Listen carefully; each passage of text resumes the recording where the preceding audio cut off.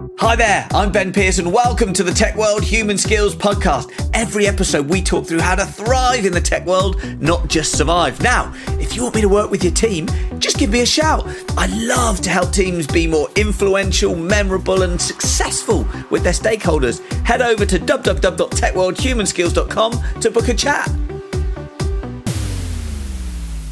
Hi everyone and welcome to the Tech World Human Skills Podcast. Thank you so much for tuning in. Now, today we're talking about how people in tech can accelerate their career and get paid more. Ooh, that sounds interesting. Now, our guest today has got some great thoughts on the subject. He is the VP of Platform Engineering at Hawke. He is also the host of the Build Your Edge podcast and author of the book, Earn More, Move Up. So please, welcome to the podcast, Jeremy Burns. Jeremy, it is lovely to have you with us. It's fabulous to be here, Ben. Thank you for having me.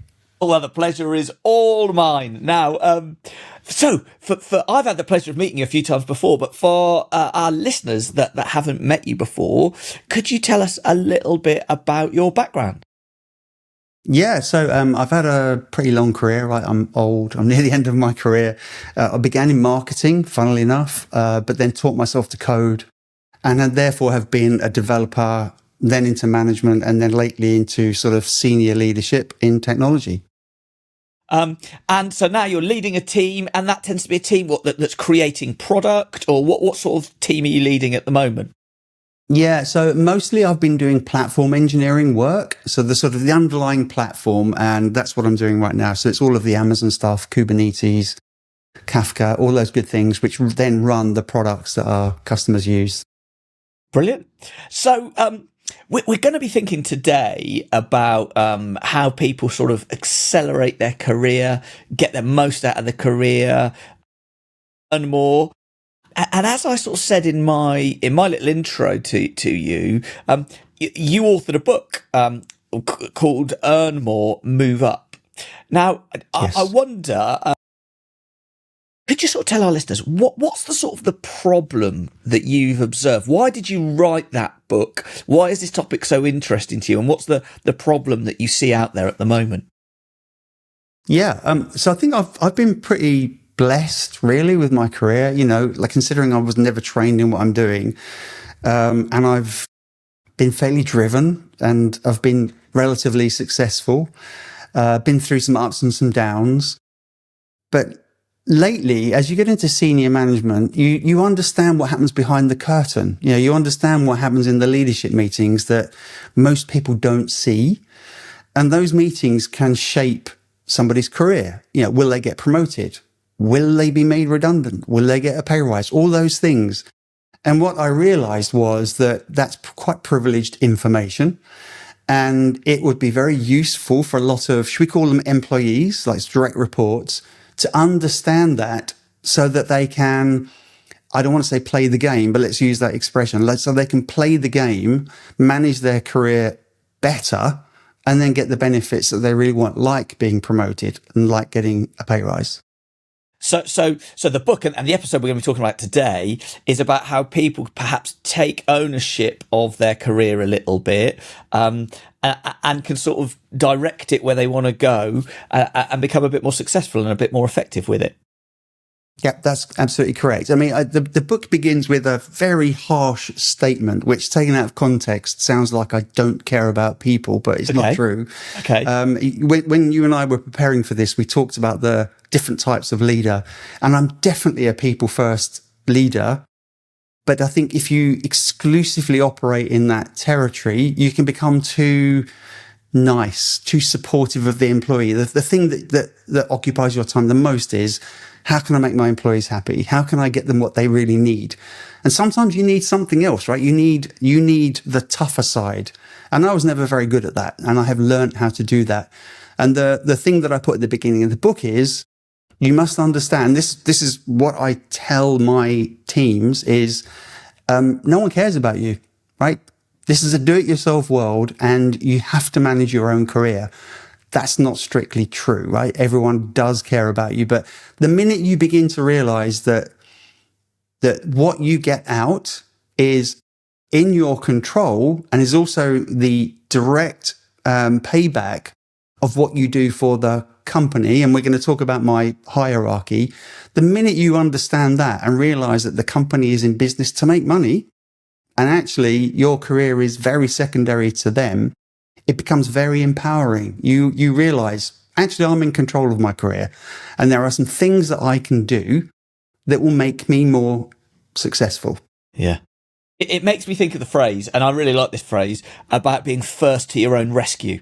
So rather than sitting there waiting for somebody to come and rescue you, somebody to come and rescue you from a job that you don't feel very fulfilled in, or for somebody to come and rescue you from a job that you don't get paid as much as you want, or rescue you from a job where you haven't got a promotion for the last 10 years or something like that. It's about taking control, being first to your own rescue, and doing something about it. Yeah. And I'd add one more thing to that, Ben, which is also that sometimes people, that there's more month than money, right? Their rent has gone up or some other life event has happened. Yeah. And they instinctively turn to the company and say, oh, I need more money. Can you pay me more? Harshly, that's not the company's concern. It's your concern. And you have to manage that. And you have to take the right set of actions that are going to change things around. And we can talk about what they are. Brilliant. Love it. First your own rescue. So what I think we'll do then is, sort of based on that sort of context, maybe we can break it into a few chunks and sort of dig into a few ideas, because you think about things a little bit differently, and we can break that out and think about, practically, tangibly, what can people do, and think about things a little bit differently so they can be first to their own rescue, so that they can be empowered in their own career, that kind of stuff. Let's jump into the first one. So, what's the first tip or the first nugget of gold that you have for people? Yeah. So I have in my head what I call the hierarchy, and it drives so much of what we do, from prioritizing work, thinking about what we do in a given day, but also from a career perspective. It really helps. It's called the hierarchy, and it goes like this: customer, company, team, self. Okay, so customer at the top. Yeah. And we always talk about customer being king, but what does that really mean? Yeah. If you put the customer at the top, that's it. The company comes next, and the company only exists to solve a problem for the customer. And in return, of course, they get revenue. So it's a two-way relationship. But that's the only reason that the company exists. It doesn't exist to hire people and pay people money and promote them. They're byproducts, right? So it's customer, company, team. Now, team could be a big department like marketing or sales or technology or products or whatever. The company splits itself up, and each team has a function. And within each team, so for example, in technology, you're going to have different teams within that. And those teams only exist to make the company successful, and therefore, by definition, by delivering customer value. And of course, the revenue flows from the customer through to the company. That ends up as budget for teams. That budget produces benefits for the people, and that's the self layer. Now, you must manage yourself. But if you exclusively operate in the self territory, like, I'm not going to work any overtime, right? When it gets a bit busy, I'm just going to stop working because I'm worried about me. I want a pay rise. I want a promotion. I don't want to do that work. I want to do this work. If you operate in that territory, you will not be successful because you are not doing what's right. You, as the self, must make your team successful. Carry on up the hierarchy. If your team is successful, the company is successful, the customer loves you, you're solving their problems, they pay you money. So the hierarchy goes up and it comes down. And so if you want to earn the benefits, you have to create value for the customer. So that's what the hierarchy is all about. And so how does that work? If you're working for a big company that's just got some big products, and you're, let's say, you're doing this tiny little thing, whatever that thing might be doing, in one team of many, of many departments, and all the sprawl of a corporate. How do tiny cog in a big machine? How do you get from self, and how do you trace that through? Yeah, it can be challenging. So the first thing I think is, again, it's a mindset thing. If you are a tiny cog in a big machine, be the best tiny cog that you can be. Like, really look at the remit of the work that you are doing. If you believe in your own head, I'm just a tiny cog, therefore it doesn't matter, and therefore I'll just do what's required, you'll stay there. But if you think to yourself, I'm a tiny cog, what can I do extra? Who can I go talk to? How can I help not only my team and my peers, but how can I help another team? I see that this team constantly have this problem with our team. How can I go solve that? Who can I go talk to in management to say, I have an idea? Who can I share my contribution with? What more can I do? How can I step out of that tiny cog and make more of myself? Become, sort of manage your reputation, as it were, internally. If you do not do that, no one will know about you, no one will care, and you will stay there. If you do step out, if you do those things, people will start to take notice. And so is it a case of thinking, right, so, I know what I do every day. I might be writing code, or I might be setting off AI agents to do things and reviewing their work, or whatever I'm doing in the modern world. But you're saying, okay, so I should be able to say the impact that I have on a team. And then you should be able to say to the company the impact that team has on the company and be able to describe that. And you should be able to say the impact that the company has on the customer. You should have a good answer and an ability to articulate at all of those levels of the hierarchy. Is that what you're sort of saying? If you can, it definitely helps, for sure. And again, if you're in a tiny team and you're a tiny cog in that tiny team, it might be very, very hard to find that thread. But if your language is about customer value, if your language is, we're a tiny team and all we do is manage this little tiny thing, if you can say, look, if we did this faster, our customers will be happier. Or if we did this in a different way, that team over there will be able to deliver quicker. So if you can find some other kind of connections from, your little tiny cog world into the bigger machine, so much the better. And I'd go on to say, we'll talk about performance reviews later on, which is the kind of the big moments when you're promoted or get a pay rise or not.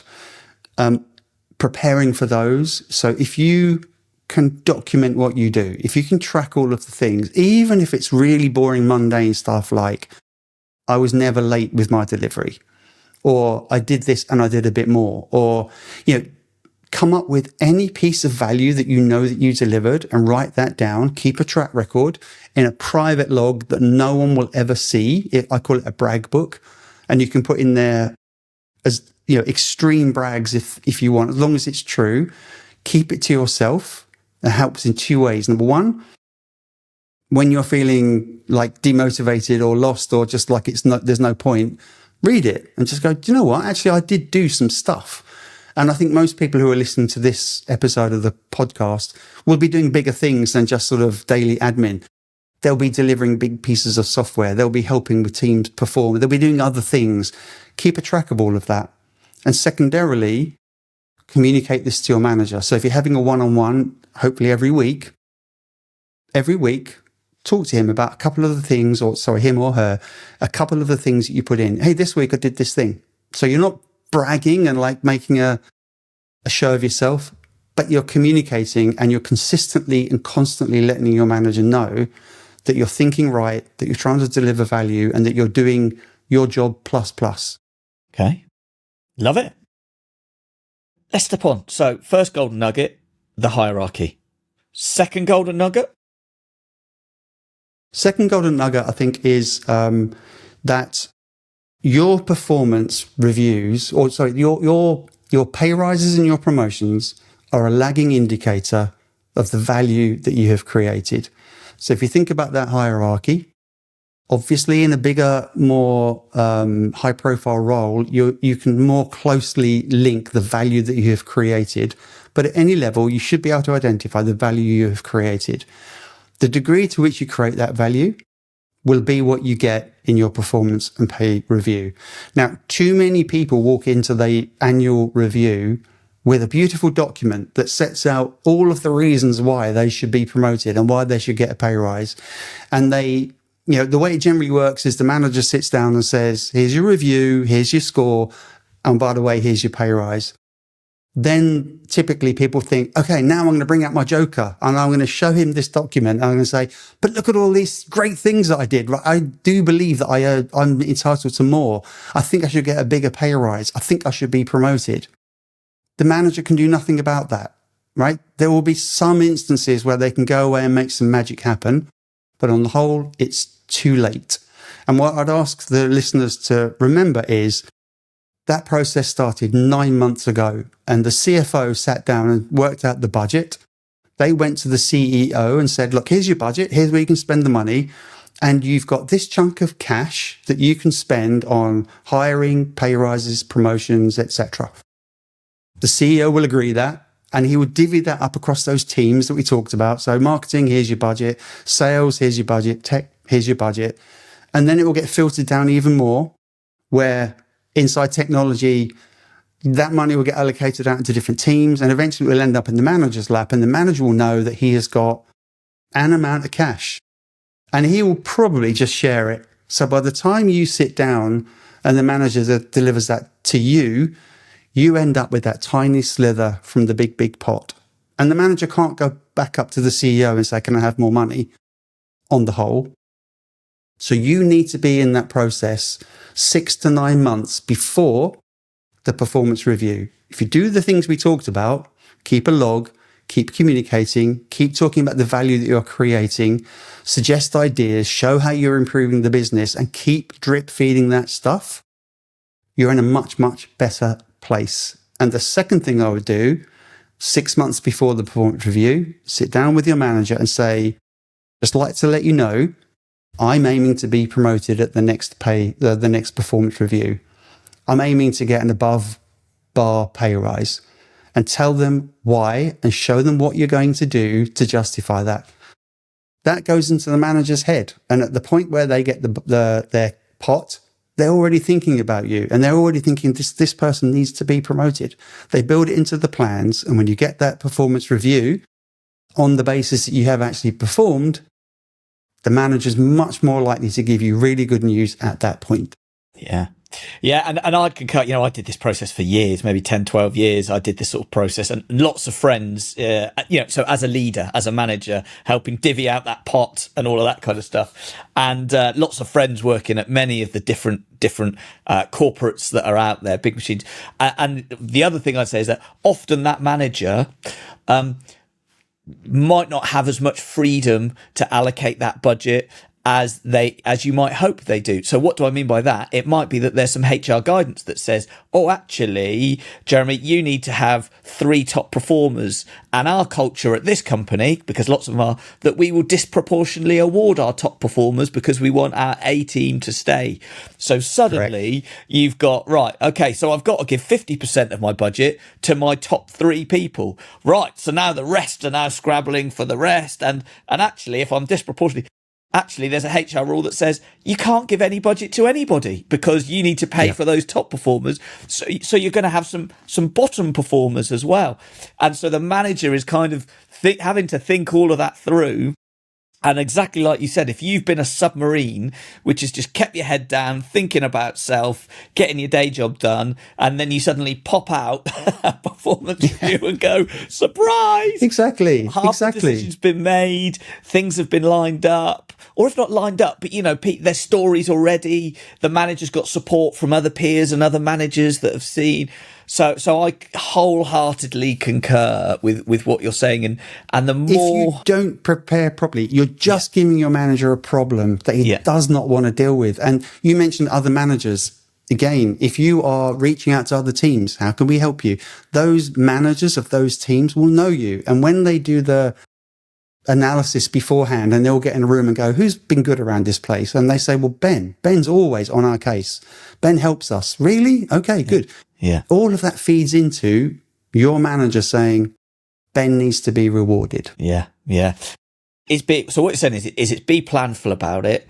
Think about what success might look like. Communicate that effectively to your manager. communicate your progress against it, and also manage the stakeholders that are going to have influence in that meeting, in that sort of manager's review of people review, so that your manager is not having to fight for you. But actually what's lovely is when the other managers tell the story about why somebody's direct report is brilliant. And as a manager, I could just sit there smugly going, slam dunk. Yep. Promotion's coming for this one. No work required. I've been there. Like, typically it's a rating of 5, isn't it? Right? No one really gets a 1 or a 5, right? But people generally by default are a 3. And you go into the review meetings beforehand with all the other managers and go, yeah, I'm going to give Ben a 3, right? He's met expectations. It's fine. And then, as you described, the other managers go, what are you talking about? Ben has helped us so much. And you really? I didn't even know that myself. And it all comes out and you walk away and say, Ben's a 4. I even realized. So yeah, absolutely. Ben has got a job to manage his own reputation, if you like, for sure. Yeah. Any other tips that you'd have on performance review, or how people take control for their performance reviews? I just think it's that. I think it's about understanding it. I think it's just, don't leave it until the day, or the week after, when you're upset that you didn't get what you want. It's too late. Yeah. It's too late. Yeah. Just do as you describe. Set your target, be clear about it, tell your manager, tell them how you're going to do it, track it, record it, communicate it, and put yourself in the best position so that when they're meeting in those dark secret rooms before they talk to you, your name is there. Excuse me. Your name is there. Everyone knows about you, and you're quite clearly seen as somebody who delivers value. Yeah. I remember earlier on in my leadership career, I remember that I sort of used to think, right, if you do the right thing, it'll come out in the wash, right? If someone will notice. Someone will notice. If I do the right thing, it'll come out. And I realised that actually sadly doesn't work. And so what I found works a lot more effectively, because for me, do the right thing is non-negotiable. I'm gonna do the right thing. I've got my values and I want to adhere to those values. So I'm not going to do the wrong thing to get ahead. That's not how I'm going to do. Yeah. Maybe some other people I might have worked with might do the wrong thing. That's not me. So do the right thing. But then I would then say, and then manage the metric. So whatever that metric might be. Now, if that's data and you've got to show that you've done certain things because that's the metric that everybody's looking at that shows success, do the right thing and think, how do we manage and manage the metric? And if the metric is the manager, i.e. we do the right thing and manage your manager so that they've got a view, it doesn't mean you don't do the right thing, but doing the right thing is not enough. You need to manage those stakeholders as well. You make 2 really good points. I've been in many meetings where someone will come to me and they will describe themselves doing the job. I did my job. Can I have a pay rise? No. You've been paid to do your job, and I'll continue to pay you to do your job, but you don't get more for just doing your job, right? The salary that we have agreed is for you to turn up every day and do your job to the best of abilities that you can. So don't just walk in and go, I did my job. Exactly everything you say, describe the additional benefit. The other thing I would say is be slightly cautious not to become one of these loud people who walks around saying, look at me, look at all the things that I'm doing. Keep it real. But I love the word that you used, submarine. If you are a submarine, I guarantee you will stay below the water. You must pop up. You must show. You must be visible. Yeah. Cool. So we talked about the hierarchy. We talked about performance reviews. You mentioned something to me, the unwritten contract. Yes. What is that all about? Yes. So this is something that I even talk about when I'm hiring. So as I'm talking to somebody, interviewing them, I'll be open about this. And too often people don't talk about it. So let me describe a typical journey. Let's just say, Ben, that you're hiring and I'm a candidate. Okay. To begin with, you and me don't know each other at all. I might be vaguely aware of your company, but you and me don't know each other. We're complete strangers. And through, searching and all the rest of it, we end up together and we talk and we have an interview process. You'll quiz me. Your colleagues and peers will quiz me. I'll check some questions on you. We'll go through that process. And at the end of it, we both agree, yep, we're going to do this. And there's a job offer. We sign that job offer, and that's the beginning of what's called the written contract. Everyone understands that. So now I'm going to rock up every day and I'm going to work for you in return for a salary for a period of time. The unwritten part is we all know, but we just don't talk about it, is that it will end at some point. Now, most often it's because Jeremy decides he wants to go and get a different job. And I come to you and say, really sorry, Ben, but I'm resigning. I'm leaving the company. Alternatively, you might come to me and say, I'm really sorry, Jeremy, but the company isn't performing very well. We've got to let some people go. Your name's on the list. I'm really sorry, but we're going to have to let you go. Or it could be that you come to me and say, your performance isn't what we need. You're not meeting our expectations. I'm really sorry. I'm going to let you go. However it happens, that relationship is going to end one way or another, and there will be an end point.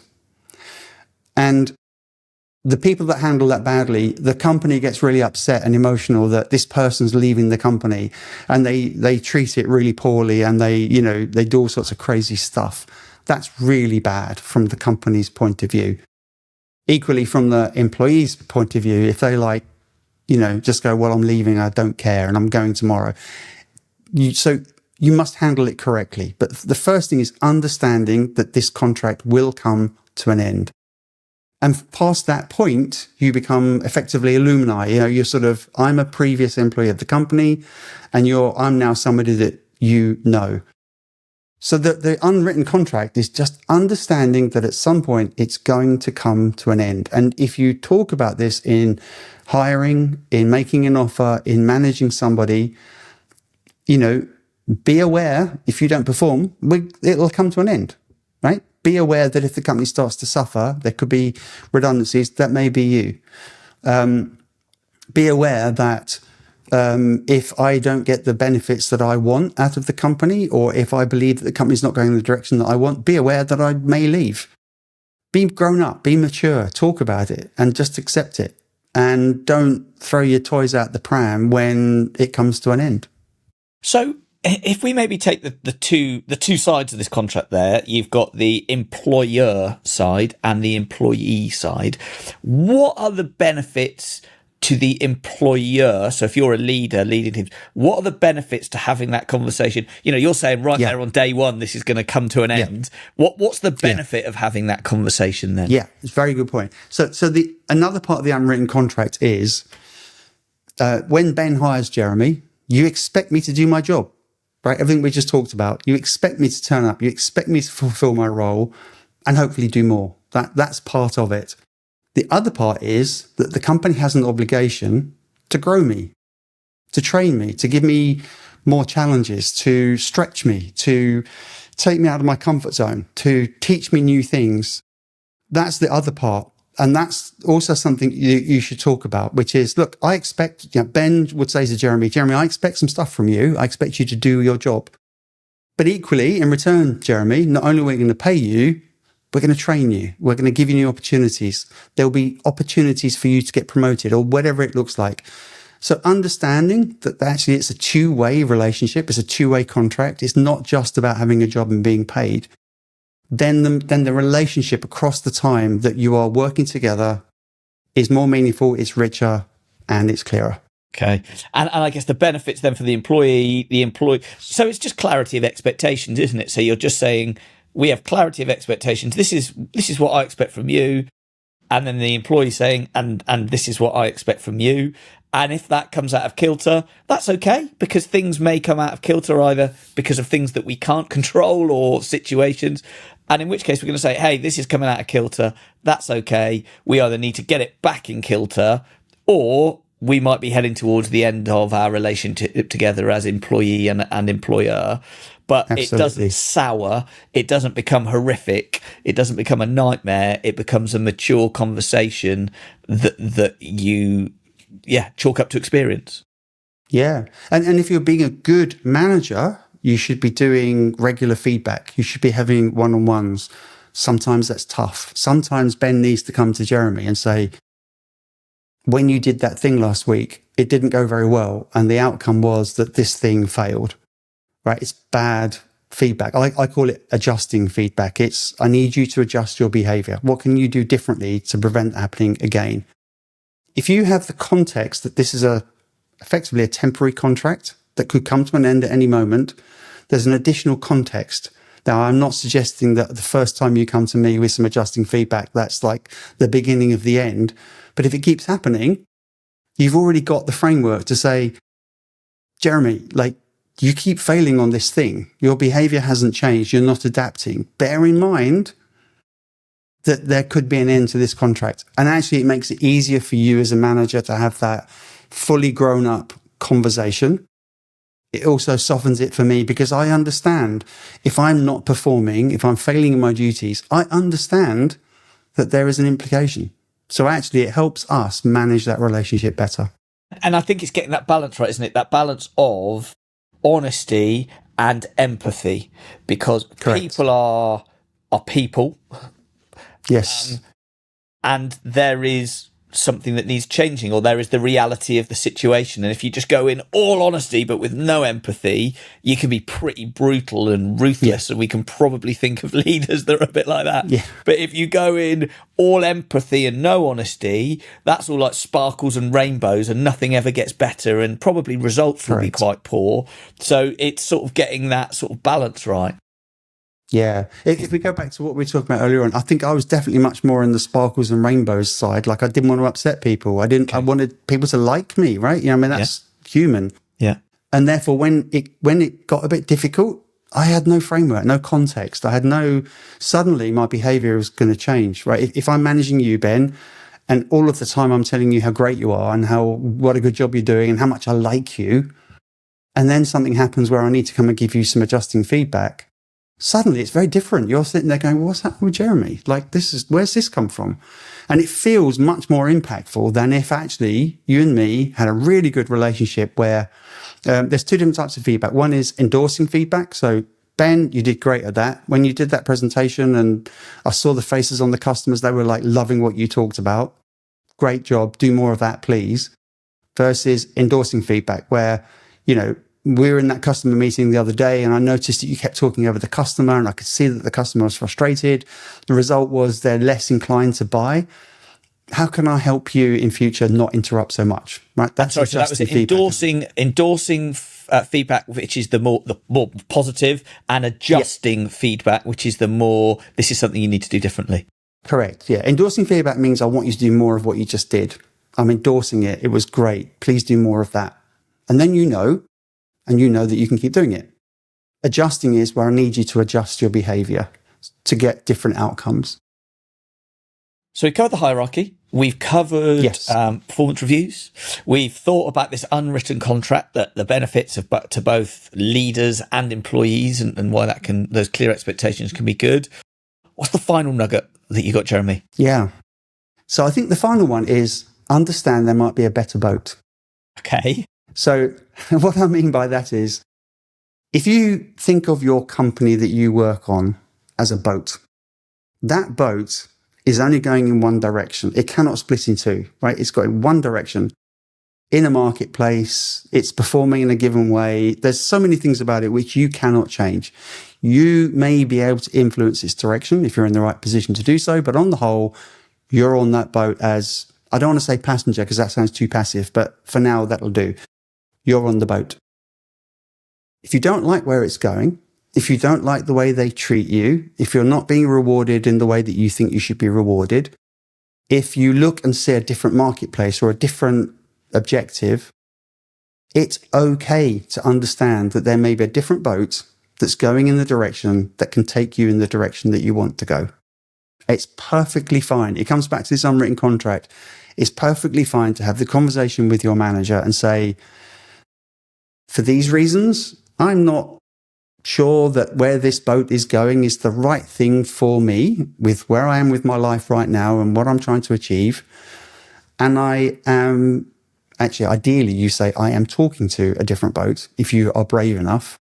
If not, you say, I have been talking to the captain of a different boat and he's asked me to join that boat because it's going to take me where I want to go. That's perfectly fine. And as a manager, you should then just say, I'm really happy for you. I think it's the best thing for you right now. How can I help this transition be as smooth and easy for you as possible? Handle it in a mature way.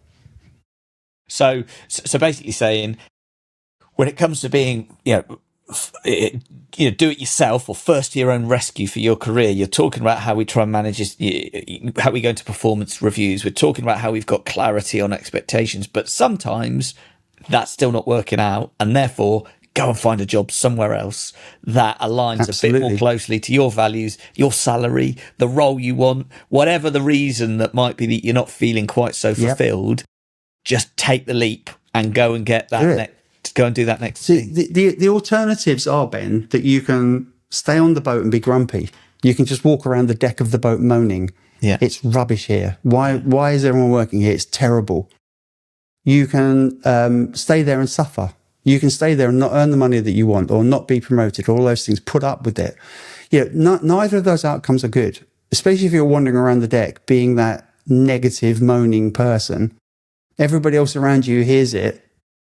Well, either they're going to think you're an idiot, or they're going to go, you're right, I hadn't noticed actually, it is pretty rubbish on this boat.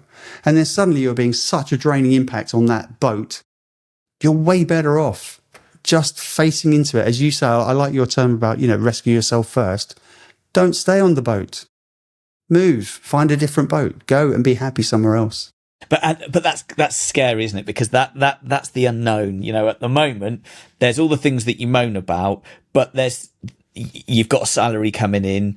Better the devil out the frying pan into the fire. You've got all of those sort of dialogues that are going on in your brain a little bit. So how do you give yourself that little bit of spark to think about taking that leap? Yeah. So you're absolutely right. Sometimes there is no better boat, right? The market's really tough right now, particularly in technology. There may not be a better boat. Well, accept that. Just accept that with grace. Stay on your own boat. Continue to do everything we spoke about earlier on, which is like do your job basically, but also try and find to do more. Find reasons to be happy. Go talk to your manager and other teams about new opportunities. See what you can do on your own boat, first of all. And if it's really totally unacceptable to you, how much are you prepared to risk? Not many people have the luxury of just saying, I don't like my job, I think I'll quit and see what happens.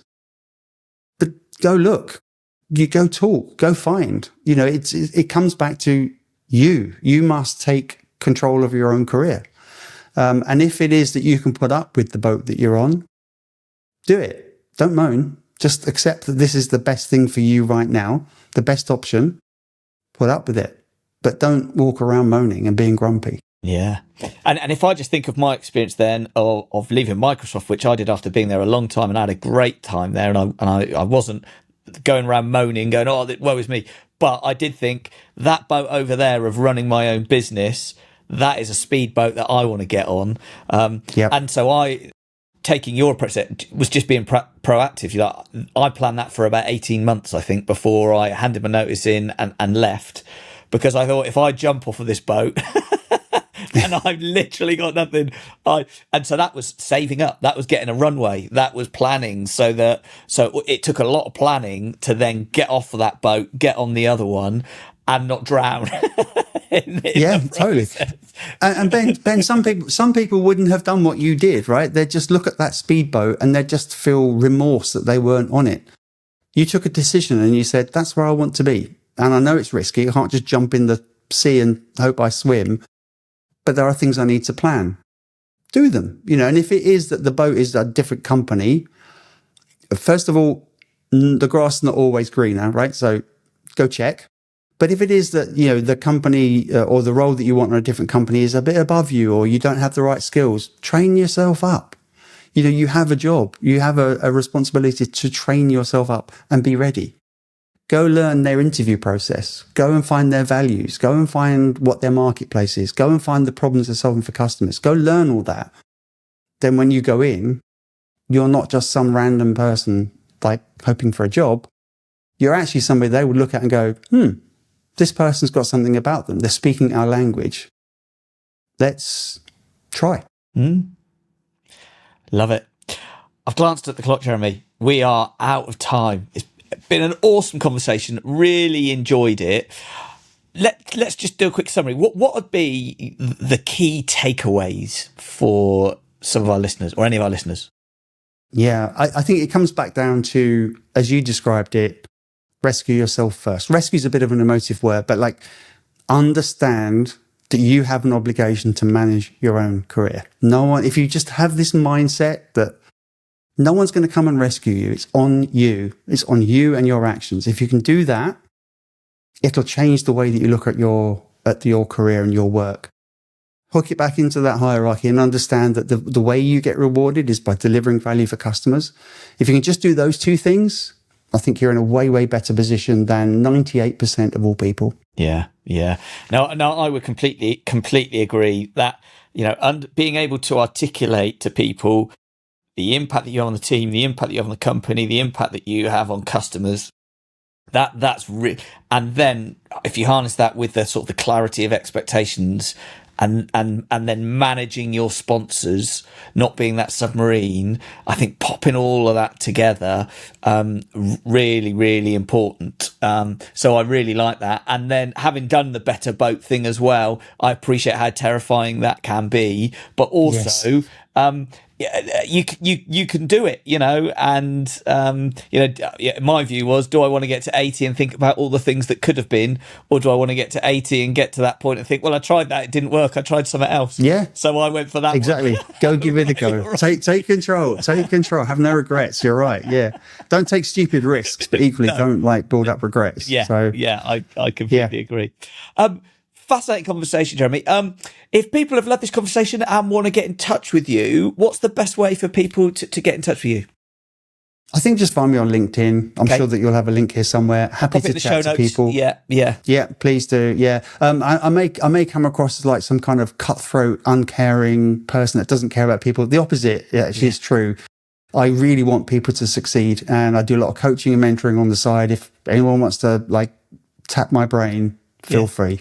Yeah, and I think it's loving people and loving results isn't mutually exclusive. And I think if you do it well and balance it well, it's very possible to get amazing results out of a great group of people. Yeah, so I completely agree with everything you said. Thank you so much for your time. Thank you so much for your energy. Thank you so much for your wisdom and insight. Jeremy, it's been an absolute pleasure. Thank you very much. Thank you so much for having me on, Ben. Thank you. Don't go yet. Remember to subscribe to the podcast and rate the show. It really helps us grow and book new great guests. And remember, if the podcast isn't enough for you and you want weekly microlearning delivered straight to your inbox, sign up to the Tech World Human Skills Weekly. Head over to www.techworldhumanskills.com to sign up.